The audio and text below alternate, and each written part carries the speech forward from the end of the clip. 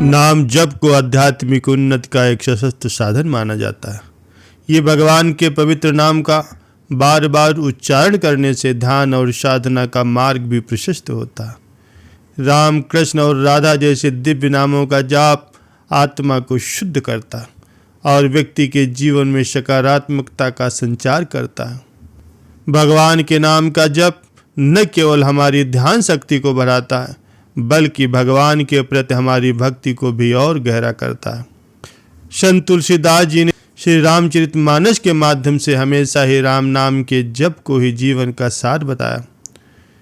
उनके अनुसार राम नाम का जाप आत्मा की अज्ञान को दूर करता है और मोक्ष की ओर ले जाता है। स्वामी विवेकानंद ने भी नाम जाप की महिमा का गायन किया है।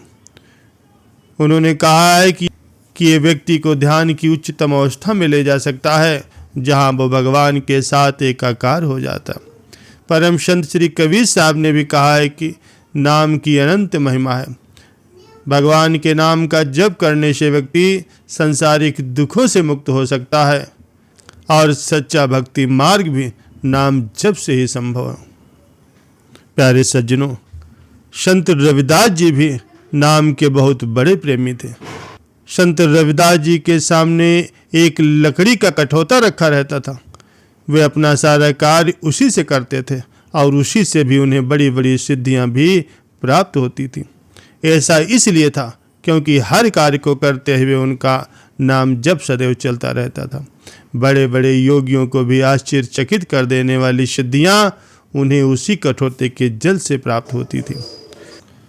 प्यारे सज्जनों, संत रविदास का नाम बनारस शहर और आसपास के इलाकों में बहुत प्रसिद्ध हो चुका था। एक बार कुछ यात्री पंडित गंगाराम के साथ हरिद्वार में ब्रह्मकुंड में स्नान करने के लिए जा रहे थे। जब वे बनारस पहुंचे तो उनके मन में प्रेम उमड़ आया और वे संत रविदास से भेंट करके फिर आगे चलने को कहने लगे। वे संत रविदास के निवास स्थान पर पहुंच गए। सभी यात्री संत रविदास के दर्शन करके बहुत प्रसन्न हुए। संत रविदास ने पूछा, कहिए आप कहाँ जा रहे हैं? पंडित गंगाराम ने बताया कि हम हरिद्वार में कुंभ स्नान के लिए जा रहे हैं।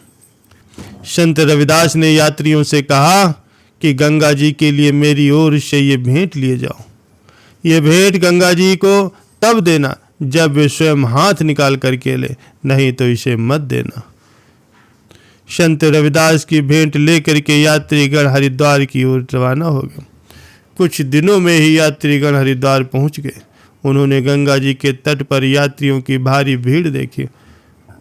गंगा में स्नान करने के बाद पंडित गंगाराम ने कहा, हे माता गंगा, आपके लिए एक साधारण सी भेंट संत रविदास ने भेजी है। हे माता, आप अपना हाथ बाहर निकालें और इस भेंट को स्वीकार करें। ये सुनते ही गंगा जी प्रकट हो गई और हाथ बढ़ा करके उन्होंने उस भेंट को ले लिया। गंगा जी ने अपने हाथ का एक हीरा जड़ित कंगन संत रविदास के लिए उन्हें भेंट किया और गंगाराम से कहा, ये मेरी ओर से भेंट संत रविदास को पहुंचा देना। गंगाराम सहित सभी यात्री बहुत हैरान हुए कि इस प्रकार से आज तक तो किसी को भी गंगा जी ने भेंट नहीं दी। गंगा जी के दर्शन करके और स्नान करके पंडित गंगाराम वापस अपने घर पहुंच गया। गंगाराम ने अपनी पत्नी को प्रत्यक्ष दर्शन की सारी कथा सुनाई और गंगा जी का दिया हुआ वो कंगन अपनी पत्नी को रखने के लिए दे दिया। कुछ दिनों के बाद पंडित गंगाराम की पत्नी ने कहा, इस कंगन को ले जाकर के बाजार में बेच दिया जाए तो बहुत पैसा मिलेगा। ये बड़ी कीमत में बिक जाएगा। पैसा ले करके हम अपना जीवन मज़े से गुजारेंगे। हमें किसी भी प्रकार की कोई कमी नहीं रहेगी। जब पंडित गंगाराम वो कंगन बाजार में बेचने के लिए गया तो कंगन की जितनी कीमत थी उसकी कीमत के बराबर तो किसी के पास धन था नहीं। जो भी सर्राफ कंगन को देखता वो हैरान रह जाता और कहता कि ऐसा कंगन हमने अपने जीवन में कभी नहीं देखा। इस बात की खबर जब सिपाहियों तक पहुंची कि एक आदमी बहुमूल्य कंगन को बेचने की कोशिश कर रहा, सिपाही गंगाराम को पकड़ करके सीधे राजा के पास ले गए। राजा के पूछने पर गंगाराम ने सारी कथा उन्हें कह सुनाई कि ये कंगन माता गंगा के हाथ का, जिसे गंगा माता ने गुरु रविदास को पहुंचाने के लिए दिया था। सारी बातें सुनकर के राजा चकित हो गया। राजा ने कहा संत रविदास को यहाँ बुलाया जाए और उनकी राय ली जाए। तब संत रविदास को सादर सभा में बुलाया गया और उस कंगन के बारे में पूछा गया। तब रविदास ने कहा, ये कोई बड़ी बात नहीं है। अभी एक बर्तन में गंगा जल डाल करके और कंगन को उसमें डालकर ऊपर से कपड़ा रख करके ढक दे। मन चंगा तो कठौती में गंगा। गंगा जी इस बात का फैसला स्वयं कर देंगे। जैसा उन्होंने कहा वैसे ही सारी सामग्री उसी ढंग से तैयार की गई। तब संत रविदास जी ने गंगा को ये निर्णय करने के लिए कहा। जब बर्तन हटाया गया तो उसमें 2 कंगन नजर आए। राजा और बाकी सभी लोग ये देखकर बहुत प्रसन्न हुए और संत रविदास जी ने वो दोनों कंगन ही गंगाराम को दान कर दिए।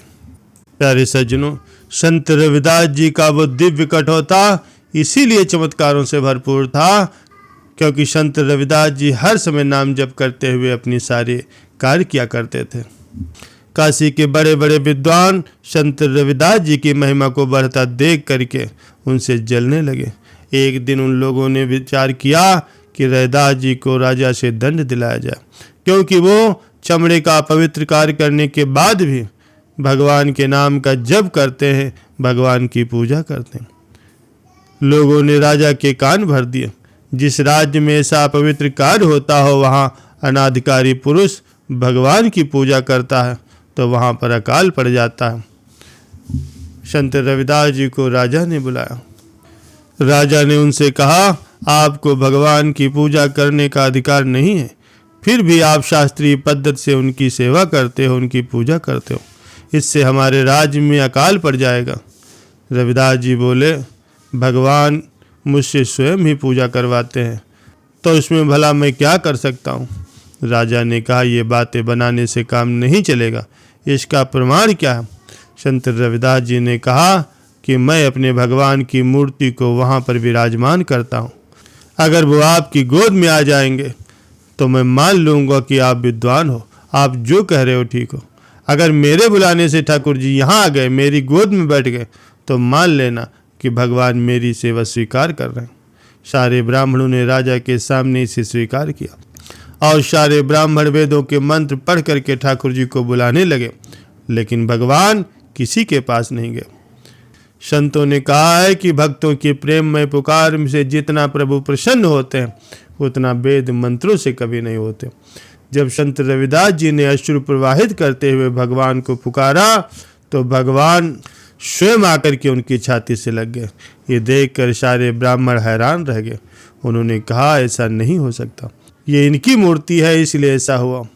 हम अपने ठाकुर जी लाते हैं, फिर देखते हैं कि वो भी रविदास के लिए राजी होते हैं कि नहीं।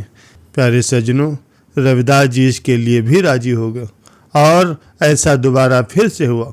रविदास जी ने भगवान को पुकारा तो भगवान जी फिर से उनके पास चले आए। प्यारे सज्जनों, जब तक जीवन में भगवान के नाम का जप नहीं होता तब तक कोई भी भगवान को प्रसन्न नहीं कर सकता।